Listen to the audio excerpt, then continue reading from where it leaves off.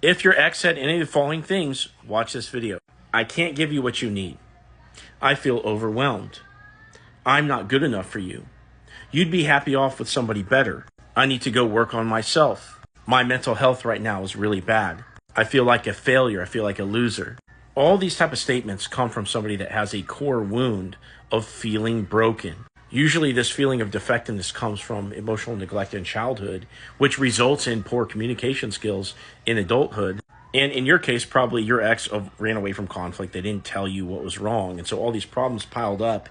And now all of a sudden they're breaking up with you, insisting that you go your separate ways. Maybe not for good, but for now. They're not sure if they're making the right decision. It's just for right now. In other words, they're coping. If they said any of these things, that's what's happening. So they get overwhelmed from their problems. They also get overwhelmed from not being able to say no. Typically, dismissive avoidance, which is who we're describing here, are people pleasers, and they spread themselves really thin across the board, and they will end up saying these kind of things to you once they start getting down on themselves, especially when some kind of life event happens, like grandma dies or they lose a job.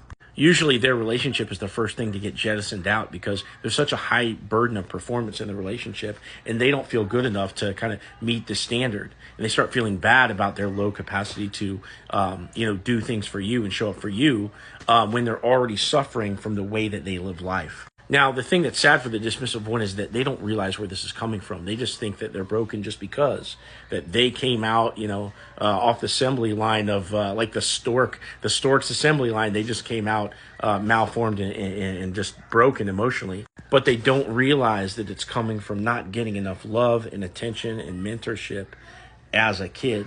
Now, you can reattract somebody like this. Usually what has to happen is when they're insisting upon going your separate ways, you have to accept the breakup and you have to go into no contact for a period of time.